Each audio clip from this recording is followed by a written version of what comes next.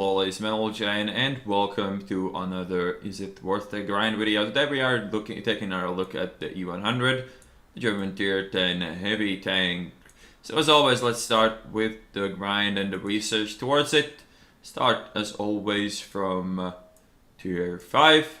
So at tier 5 you have this thing, VK3001H. And not a very good heavy tank, it's slow, it has no armor, the gun is quite competent on it, and it's tier 5, so most people have quite the tendency of being really silly and really bad at the game, so you shouldn't have too much trouble grinding through this. I think I only played this once and got like 10 kills and then never touched it again, but after that you get like the first kind of thing that resembles a heavy tank. It's really bad compared to the Russian counterparts. It has that 100 frontal plate, but I mean 100 frontal plate doesn't really do that many favors unless you're like really the only top dog in a really good matchmaking. Then the armor will do good things for you. The gun choices here are you can't use the 75mm, but I prefer the 8.8. When you're bottom tier, you might struggle a bit with the penetration here, but same goes with the 150 pen. It's just that this gun is more resembling of a heavy tank, and it really is a heavy tank. It's a really slow tank after they changed how the engines work on this. The engines, most of these tanks are shared between all of them, so apart from this one. So you want to get all of them in the end anyways, and it's not that expensive still this tier. And then you get to the legendary Tiger, the German box that is the Tiger.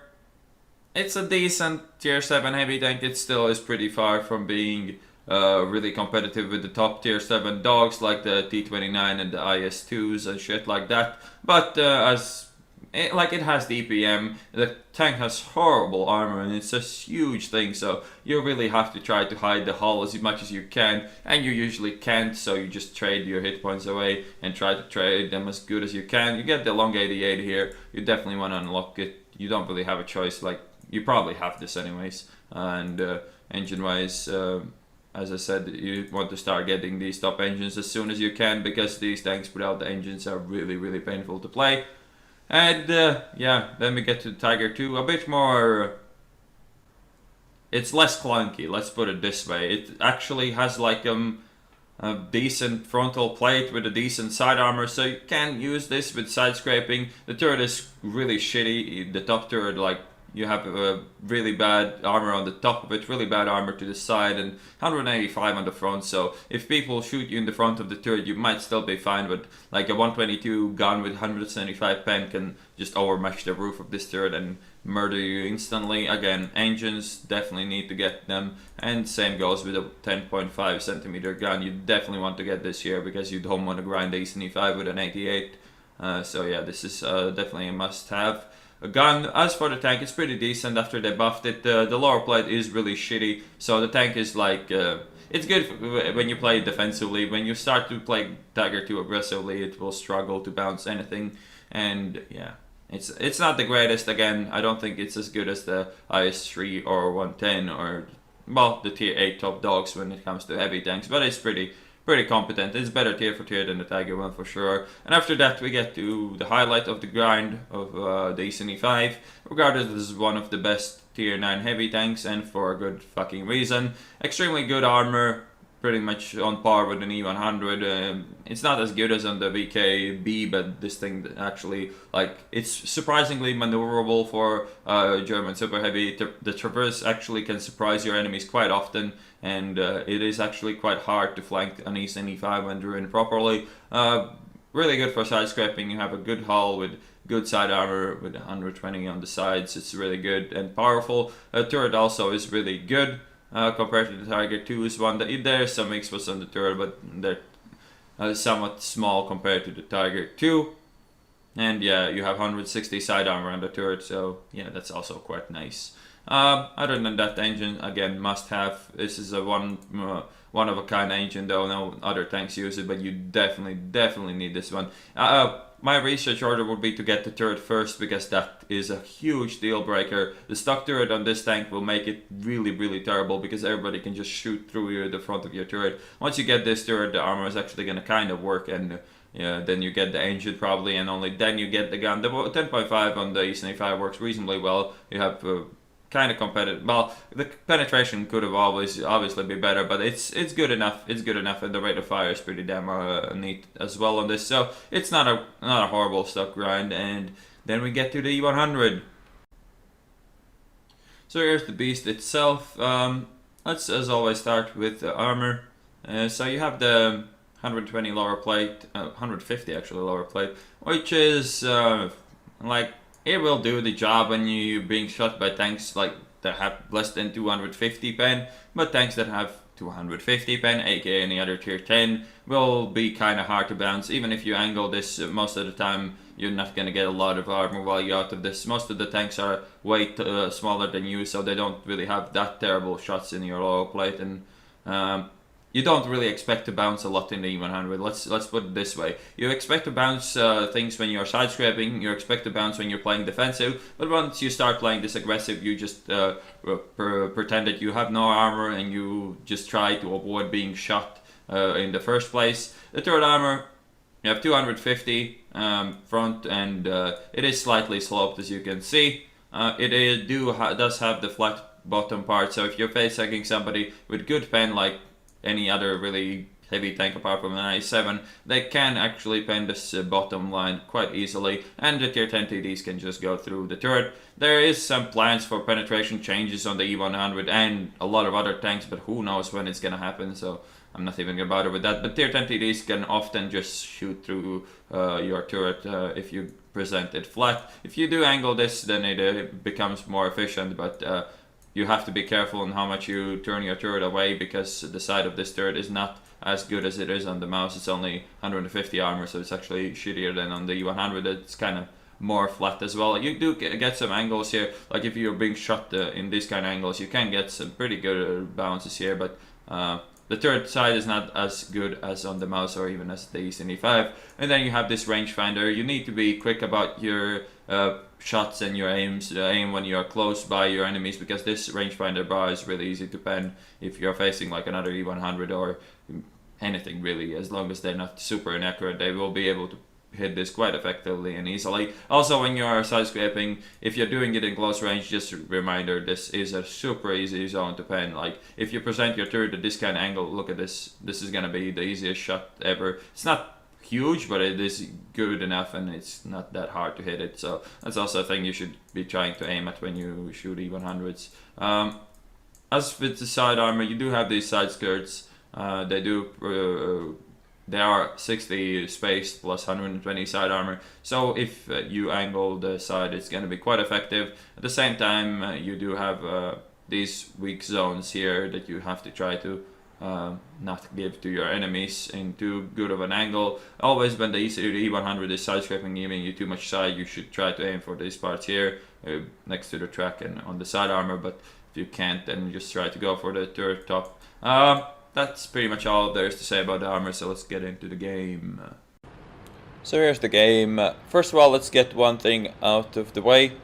E-100 is German super heavy, and as all super heavies are terrible when there's more than one RD in the game. Let's put it this way: whenever there's more than one RD in the game, you're forced to do nothing. You're forced to sit behind cover and wait for your enemies to drive in front of your gun, and usually rushed and murdered, because usually your entire team doesn't sit and wait for the enemies drive in front of your guns, and they go and die to RD because fair and balanced and shit. So yeah, just something to get out of the way. RD completely breaks the game and breaks the E-100 completely. It's super boring to play when there is RD in the game, because any kind of aggressive play will pretty much result in loss of a lot of health for no real reason, and will result in you going back to garage with a smoking E-100 wreck. Also, one other thing you need to get out of the way: as gold ammo works in the game at the moment, the more heat you shoot from the E-100, the better it gets. If you shoot only heat from this tank, it's probably one of the best tier 10 super heavies in the game. If you don't, then it is a bit more balanced, but since you have the option, I mean, why wouldn't you, I guess. Before we get into too much action, let's go through the stats real quick. 2,700 hit points, pretty damn healthy, second most in the game. 30 kilometer an hour speed limit forwards, 15 backwards. Backwards speed limit is actually quite nice for a tank as big as this. It weighs 130 tons whenever you can ram it. There's not a lot of tanks that are heavier than this. Engine power 1200 horsepower per ton, 9.24. Surprisingly enough, it is actually worse than on the mouse, but the hidden stats fuck the mouse over a bit. So it's like slightly faster than a mouse, just that you have a way better top speed limit, so it actually like just goes faster. Nothing really to say about that. View range 400 meters, and it's really healthy, and turret traverse 20 degrees per second, and hull traverse 22. Not great, but what do you expect from a German super heavy? There you have choice of two guns, the mouse gun or the 15 centimeter. There was plans to buff the 15 centimeter, but who knows if that's ever gonna happen. But as for now, in 9.8.1, the damage is 750, penetration 235 with the AP, 334 with heat. DPM is actually quite a high for a heavy tank, for a super heavy tank with a huge ass gun. It's actually better than on an i7 and mouse and all those things by quite a fair margin. Then again, you do have that shitty pen. Accuracy 0.4, pretty damn terrible. Aiming time 2.9, not actually that bad if you consider that the mouse also has 2.9 aiming time with the other gun. Gun depression -7 all around, elevation +20. Elevation can actually surprise your enemies quite often. And yeah, that's pretty much all there is to say about the stats. So far in this game, I have been quite lucky with the shots on the Lorraine. This shot was also quite ridiculous, but like, one thing you need to realize when you start playing the E-100, you'll just realize that the turret isn't really working, because people either have tier 10 tank destroyers with shitload of pen, or they just spamming gold, and there's nothing your turret can do about it.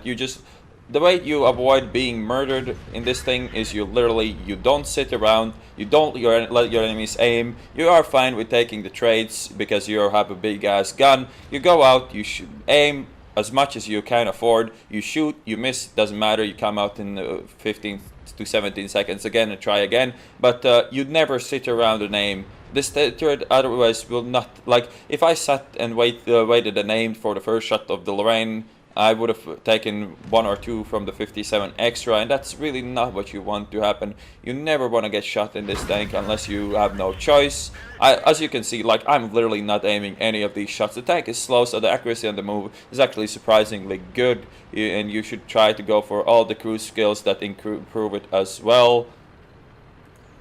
And obviously with the lack of hardy, you can actually use more than fucking 1 square of the map, which is kinda nice. And now I'm gonna go to where you would have been going if there was hardy in the game, to that corner there, and just brawling with heavy tanks.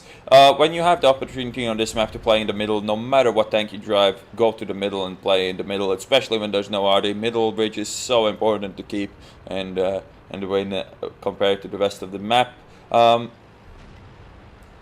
As far as the equipment goes on the E-100, you want a rammer, you want a root stab, and then the last equipment choice is up to you. I think if you have a good crew, it's better to go with ventilation, and if you have all the aiming stats, then gun length drive would be a bit of an overkill. But if you don't have a good crew, then maybe you want to consider a gun length drive, so you don't have to sit around and aim. Again, not aiming my shot, just taking it as quickly as I can, so I don't let my enemies aim at my tank at all. And now just like moving forwards and backwards, you never want to stop. When your enemies can see you, you never stop in the E-100. You just never stop, even when you're aiming. Like now I took a bit more care to aim, but that was a way shittier shot. So again, just shoot it, angle your turret, and always keep moving. Never sit still in this thing, otherwise you're just gonna pay with way too much health for every shot you take. You rather take your chances with missing your shot than just give your enemies free damage.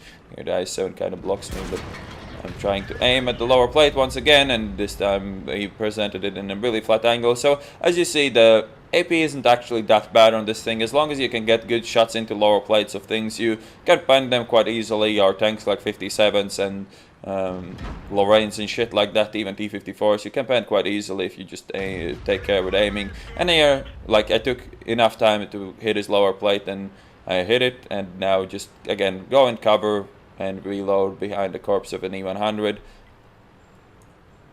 And here is probably going to be the first sloppy play I made. I had all the time in the world to aim this shot, and I didn't really aim it enough. First unlucky shot, I guess, is just karma.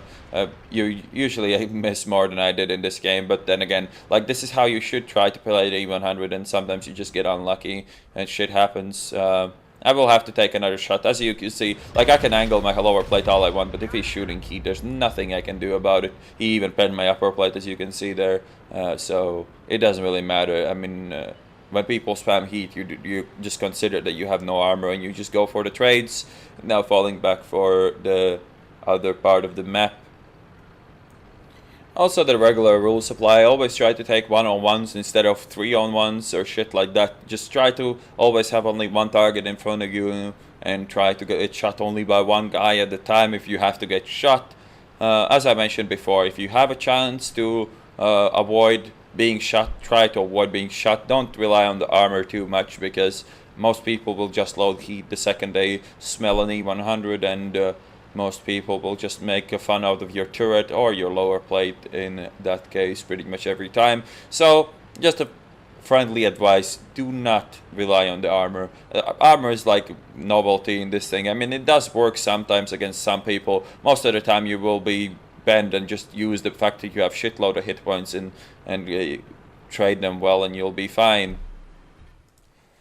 Again, this gun does not prefer long ranges at all. You want to be within 200 meters to your targets pretty much all the time, and the closer the better, really. But note that your turret has also a huge weak spot on top of it, so don't really sit still ever when you're aiming. When you're reloading, try to do like tiny movements if somebody's aiming at you, because otherwise you really are going to struggle to bounce anything in this thing. And also make sure that if you don't have a choice and you have to get shot, make sure that your lower plate is pointing downwards, or your entire tank is pointing downwards, because that will increase the lower plate armor on the E-100 by quite a bit. And here's the really shitty place to be shot. Like, I can't really effectively angle the tank here, and I will take a lot of damage here, but there's nothing I can really do about it. And the sad part really in this occasion was that he did damage my engine, and it will deny me to do much else in this game.